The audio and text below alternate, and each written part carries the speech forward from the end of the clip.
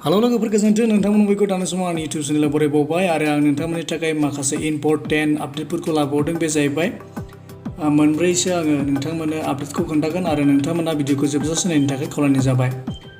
स' ट्रेन टिकेटखौहाय काउन्टारावबो नोंथांमोना बुकिं खालामनो हासिगोन जायफ्रा टिकेट बुक खालामनो थाखाय प्रब्लेम जागासिनो दङ एबा दाबोनो बुक खालामनो हायाखै नोंथांमोना बयबो टिकेट काउन्टारावहाय थांनानै एबा रेलवे स्टेशनाव थांनानै एबारै नोंथांमोना टिकेटखौ बुकिं खालामनानै लाहैनो हासिगोन। स' दिनैनिफ्राय टिकेट बुकिं खालामनाया रेलवे स्टेशनावहाय सुरु जाबाय एबा जागायजेनबाय। स' नोंथांमोना टिकेटखौहाय रेलवे स्टेशननिफ्रायबो बुकिं खालामनो हागोन आरो CSC कमन सार्भिस सेन्टारावहाय एराउन्ड 1,70,000 CSC सेन्टारावहाय प्रभाइड खालामनाय जागोन। स' नोंथांमोना जिखुनु साइबार केब दखानफ्राव थांनानै नोंथांमोना ट्रेन टिकेटखौ बुकिं खालामना लानो हागोन आरो CSC कमन सार्भिस सेन्टारावहाय आरो नङाब्ला नोंथांमोना नोंथांमोननि मबाइलावनो आरो IRCTC वेबसाइटआवहाय नोंथांमोना बुकिं खालामना लानो हागोन। स' बे जाहैबाय ट्रेननि गुड निउस आरो 25 तारिख मेनिफ्राय जे फ्लाइटआ सोलिगोन नोंथांमोनबो मिथिखागौ आरो फ्लाइटआवहाय गासैबो सिटआनो बुकिं जाजोबगोन बेवहाय सिटआ गेप थानाय नङा। स' बेवहाय नोंथांमोना एभेलेबल बयबो जायफ्रा गोसो जायो नोंथांमोना थांनो हागोन फ्लाइटजों बुकिं खालामनानै। स' फ्लाइटआवहाय थाङोब्ला नोंथांमोना मास्ट बि सेनिटाइजार लानांगोन आरो मास्क लानांगोन आरो आर'ग्य सेतु एपखौ नोंथांमोना मबाइलावहाय डाउनलड खालामथारनांगोन होननानै बुंदों। स' नोंथांमोना फ्लाइटजों थाङोब्ला मास्क सेनिटाइजार आरो आर'ग्य सेतु एप बेखौ डाउनलड खालामथारनांगोन होनना बुंदों। स' नोंथांमोना फ्लाइटजोंबो गोसोबादि थांनो हासिगोन आरो न'आवहाय। बिनि उनाव जाहैबाय नोंथांमोना मालाबा खोनाफेरबाय नामा एल'बानो थाखा मोननाय फैला मेनलानि जे फिल्माव नुजादोंमोन ना एल'बानो थाखा मोननाय ATM। स' ATMआवहाय नोंथांमोना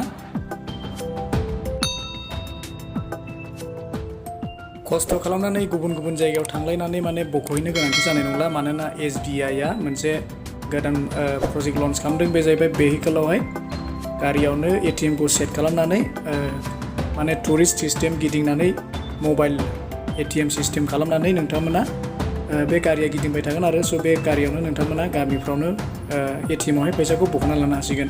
COVID-19नि थाखाय बे बेबस्थाखौ लानाय जादों आरो SBIनिफ्राय। दानिया जाहैबाय जोंनि आसामनि COVID-19नि आपडेट। स' मैयाहाय 7टा PM-निफ्राय 8टा PM-सिमनि गेजेरावहाय रिपर्ट फैदों। स' गासै 8 जन मानसिनियावहाय COVID-19 पजिटिभ मोनदोंमोन। क'क्राझारनिफ्राय 3, शिबसागरनिफ्राय 2, धुबुरीनिफ्राय 2 आरो डिब्रुगड़निफ्राय 1।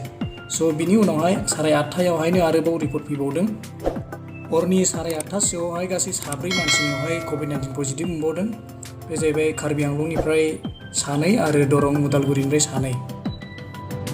आरो 11:00आवहाय गासै 7 जन मानसिनावहाय कर'ना भाइरास पजिटिभ मोनबावदों। बे जाहैबाय सनितपुरनिफ्राय 7 आरो लखिमपुरनिफ्राय 2। स' जोंनि आसामाव गासै टटेल पजिटिभ केस 210 जाहैबाय 210 आरो एक्टिभ केसा जाहैबाय 149।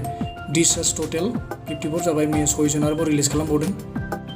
स' थैनाय आरो माइग्रेटेड बियो सेमैनो दङ एखेयैनो दङ।